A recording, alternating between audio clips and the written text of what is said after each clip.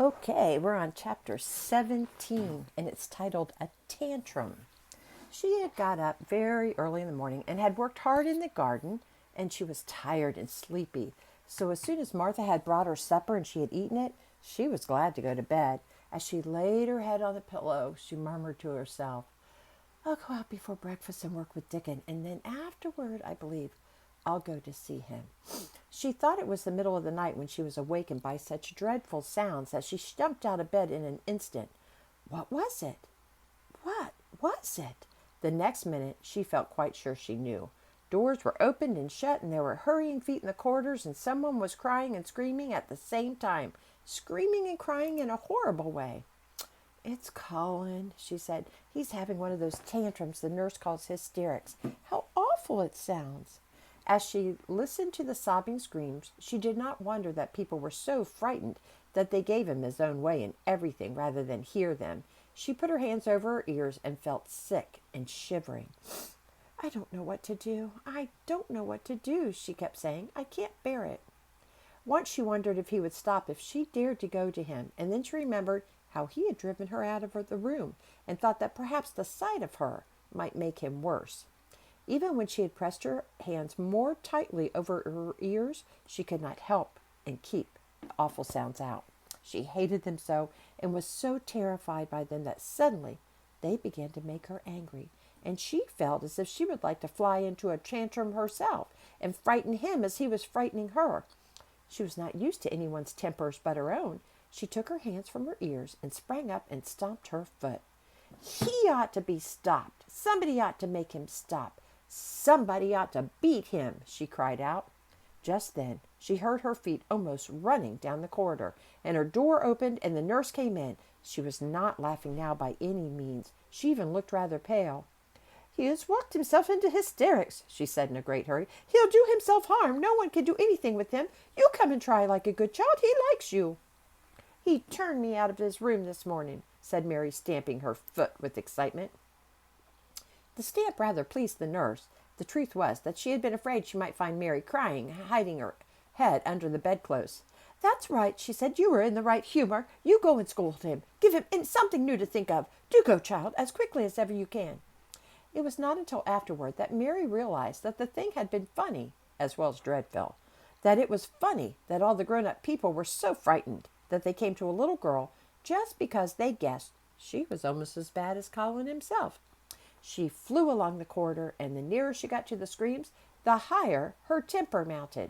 She felt quite wicked by the time she reached the door. She slapped it open with her hand and ran across the room to the four-posted bed. You stop, she almost shouted. You stop. I hate you. Everybody hates you. I wish everybody would run out of the house and let you scream yourself to death. You will scream yourself to death in a minute, and I wish you would. A nice, sympathetic child could neither have thought nor said such things, but it just happened that the shock of hearing them was the best possible thing for this hysterical boy, whom no one had ever dared to restrain or contradict. He had been lying on his face, beating his pillow with his hands, and he actually almost jumped around. He turned so quickly at the sound of the furious little voice. His face looked dreadful, white and red and swollen, and he was gasping and choking. But savage little Mary did not care an atom. If you scream another scream, she said, I'll scream too, and I can scream louder than you can, and I'll frighten you. I'll frighten you. He actually had stopped screaming because she had startled him so. The scream, which had been coming, almost choked him. The tears were streaming down his face, and he shook all over. I can't stop, he gasped and sobbed. I can't. You can, shouted Mary. Half that ails you is hysterics and temper. Just hysterics. Hysterics. And she stamped each time she felt it. I felt the lump. I felt it, choked Colin. I knew I should. I shall have a hunch on my back, and then I shall die. And he began to writhe again and turned on his face and sobbed and wailed. But he didn't scream. You didn't feel a lump, contradicted Mary fiercely. If you did, it was only a hysterical lump. Hysterics makes lumps. There's nothing the matter with your horrid back, nothing but hysterics. Turn over and let me look at it. She liked the word hysterics and felt somehow as if it had an effect on him. He was probably like herself and had never heard it before. Nurse, she commanded, come here and show me his back this minute. The nurse, Mrs. Medlock, and Martha had been standing huddled together near the door, staring at her, their mouths half open. All three had gasped with fright more than once. The nurse came forward, as if she were half afraid. Colin was heaving with great, breathless sobs. Perhaps he won't let me, she hesitated in a low voice. Colin heard her, however, and he gasped out between two sobs, "Show her! She'll see then." It was a poor thin back to look at when it was bared. Every rib could be counted, and every joint of the spine, though Mistress Mary did not count them, as she bent over and examined them with a solemn, savage little face. She looked so sour and old-fashioned that the nurse turned her head aside to keep the twitching of her mouth. There was just a moment's silence, for even Colin tried to hold his breath while Mary looked up and down his spine, and down and up, as intently as if she had been the great doctor from London. "There's not a single lump there," she said at last. "There's not a lump as big as a pin, except backbone lumps, and you can only feel them because you're thin. I've got backbone lumps myself, and they used to stick out as much as yours do, until I began to get fatter, and I am not fat enough yet to hide them. There's not a lump as big as a pin. If you ever say there is again, I shall laugh." No one but Colin himself knew what effect those crossly spoken childish words had on him. If he had ever even dared anyone to talk about his secret terrors, if he had dared to let himself ask questions, if he had had childish companions and had not lain on his back in the huge closed house, breathing an atmosphere heavy with the fears of people who were the most ignorant of them all and tired of him, he would have found out that most of his fright and illness was created by himself. But he had lain and thought of himself and his aches and weariness for hours and days and months and years. And now that an angry, unsympathetic little girl insisted obstinately that he was not ill, as he thought he was, he actually felt as if she might be speaking the truth. "I didn't know," ventured the nurse, "that he thought he had a lump on his spine. His back is weak because he won't try to sit up. I could have told him there was no lump there."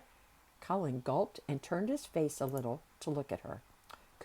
Could you?" he said pathetically. "Yes, sir." "There," said Mary as she gulped too. Colin turned on his face again, and but for his long-drawn, broken breaths, which were the dying down of his storm of sobbing, he lay still for a minute, though great tears streamed down his face and wet the pillow. Actually, the tears meant that a curious great relief had come to him. Presently he turned and looked at the nurse again, and strangely enough, he was not like a Rajah at all as he spoke to her. "Do you think I could live to grow up?" he said. The nurse was neither clever nor soft-hearted, but she could repeat some of the London's doctor's words. "You probably will, if you will do what you are told to do, and not give way to your temper, and stay out a great deal in the fresh air."